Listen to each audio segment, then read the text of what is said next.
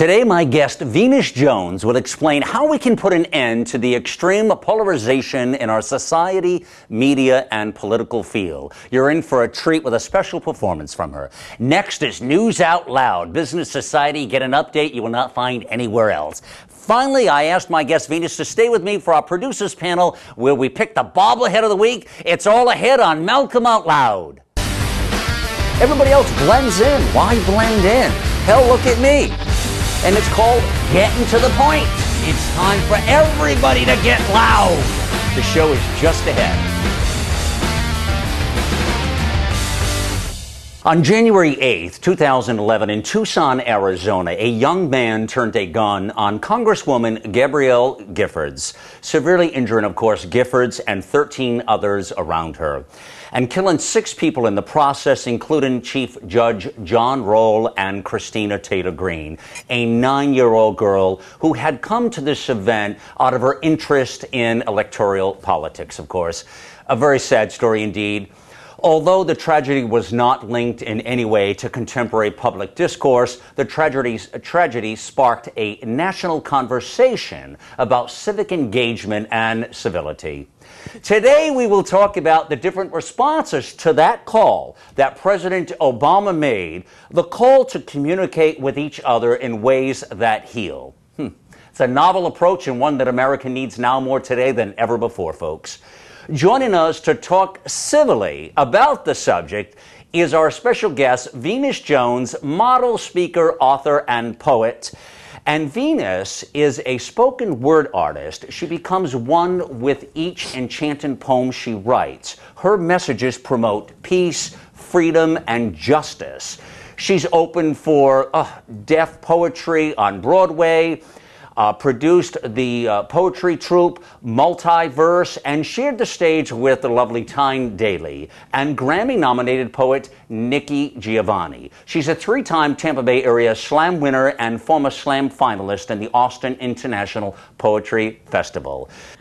So much in the world today is focused on the negative, of course, and I say this all the time, and a lot of the things I like to do on this show, I love it when we can have something positive come out of something, especially if it started negative, Venus, Right.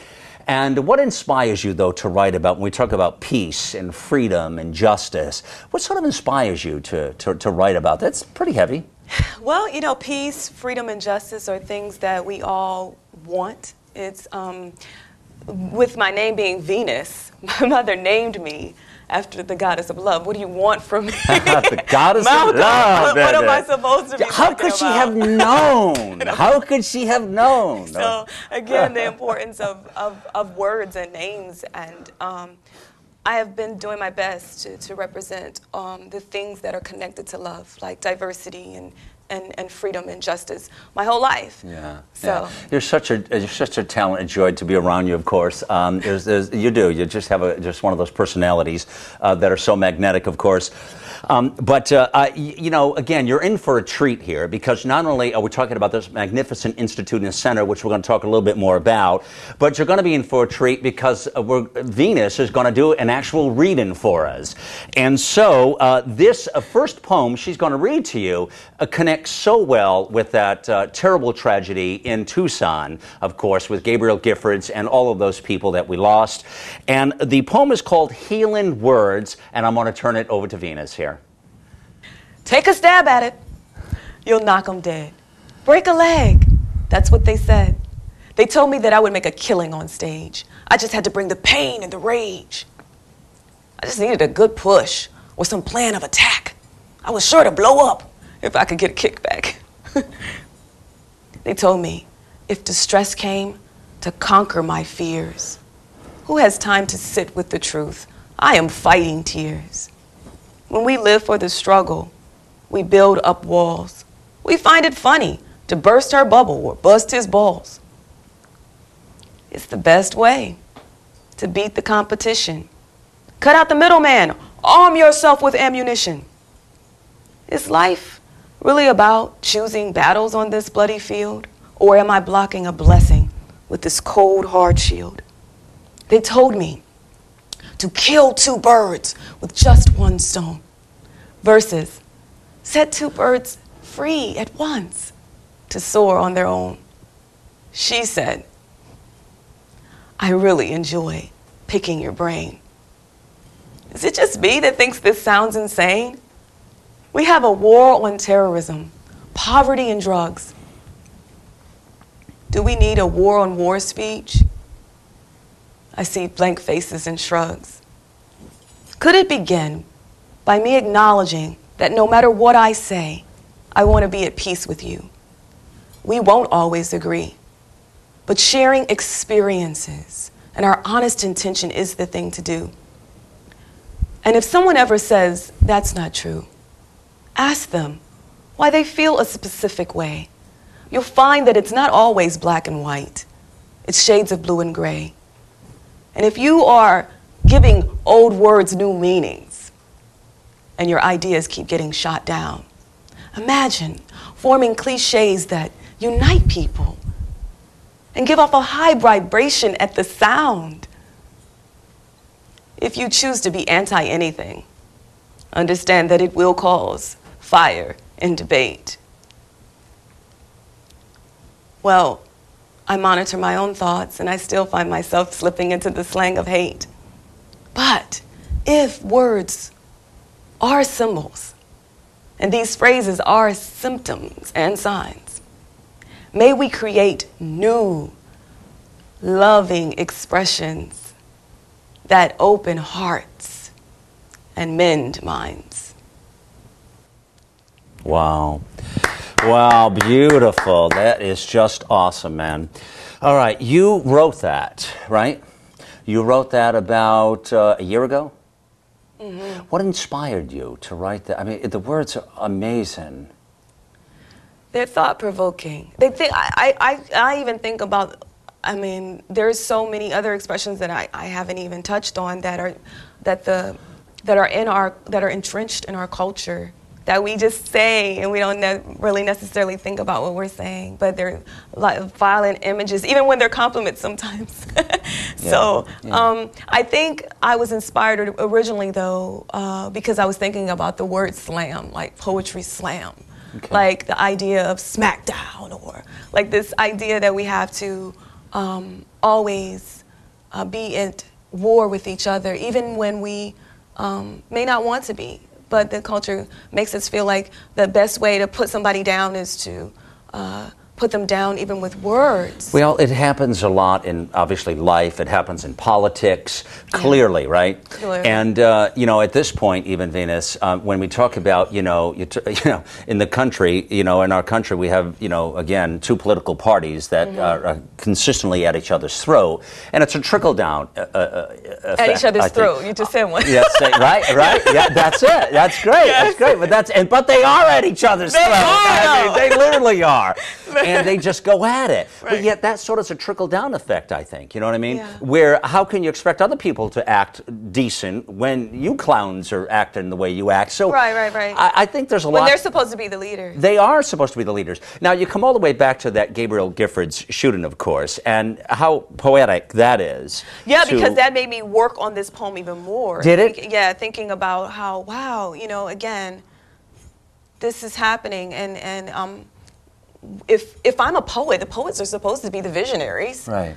And if we're not creating words, I mean, if Beyonce can get a word like bootylicious in the dictionary. So that's it. What's wrong with this? So that's it. So Venus, and so with this here now, so with the Gifford shooting, you actually updated the poem a little bit. You went back. Well, I started working on the poem again, thinking about I see. This is sparking such a debate about how we talk to each other. All right. And pretty cool. Yeah. Yeah, it's pretty cool stuff. So that poem again, Healing Words. Now, there's a significance. I want to understand what the significance of being a spoken word artist as distinguished from a poet, because I understand from you there is a difference in those two. Tell us what the future holds for artists as society turns more, again, towards communications through social media and texting and Twitter, all this sort of expression things. We sometimes put things out there and we don't even know what we said, until later on. Did I really say that? Typo. So what's the difference between the spoken word and just being a poet? What's the difference between spoken word and being a poet? Well, it depends on who you ask, but you asked me. right? In my opinion, a poet is someone who takes whatever emotions that they may have and does their best to study the craft of poetry and really wants to use maybe metaphor or simile and things like that and really studies the craft, you know. But that's my idea of poet. But I think everybody can be a poet at one time if they're expressing themselves and using words to do that. Does it always have to rhyme when you're doing a poem? No, it doesn't. That's just it. I mean, I think there are different tools that people use, but that's a true poet.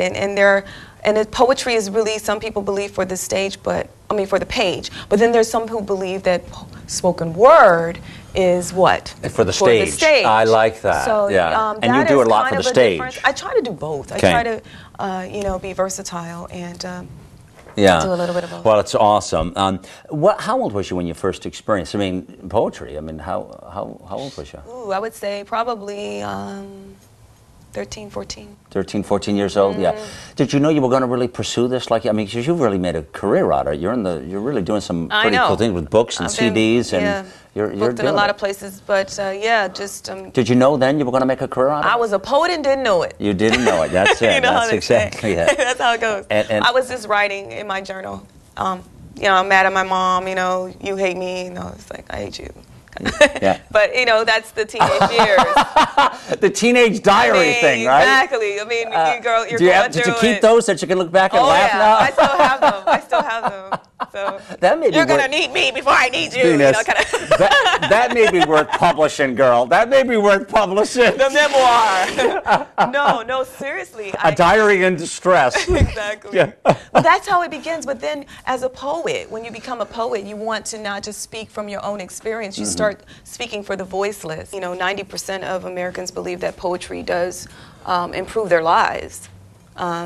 So I know that there is definitely research out there on poetry. Not enough, I think. Right. But I know that young people, I was just in Sarasota last Friday, I spoke at Booker High School and really had an opportunity to talk to young people about poetry and just about imagination and observation. I think there should be more of that. Yeah. Because a lot of our young people are not as imaginative as we would like them to be. Right. And again, the vision comes from the poets. Exactly. And I have one poem that speaks about poets being a dictator's deadliest assassin because it's a dedication to Pablo Neruda, who united poets all around the world. Yeah, you're a wealth of knowledge, girl. Yeah. You are.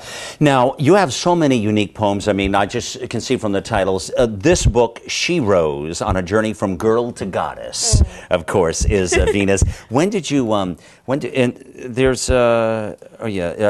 you do this book? When did this come out? That book came out in 2006. Okay, all right. And so it's called She Rose Again on a Journey from Girl to Goddess. And also, you've got a collection of CDs. I see Politics, Kwanzaa. All available on iTunes and Amazon. They are available on iTunes, okay. Yeah. And your website, Venus, is your name. This is an easy one. VenusJones.com. Yeah, VenusJones.com. It's actually a great site. I mean, you've got some great imagery there, and I think the words, again, you good writer, set it up well. So people, if you want to know more about Venus, you can look it up on VenusJones.com, of course.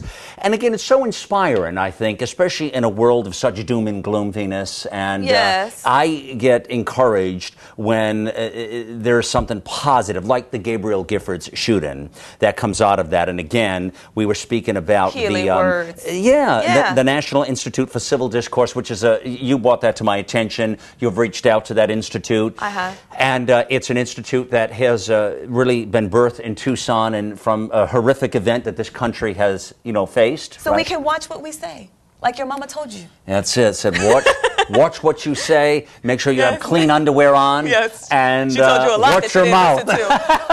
Shame on you, Malcolm. I still love you anyway. Listen, I watch my words and I have clean underwear on, young lady. Oh, well, excuse me.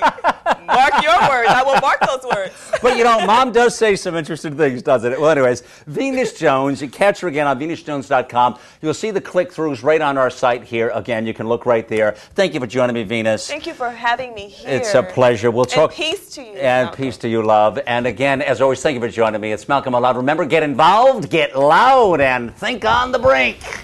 Time for a little poetry for everybody. Yay.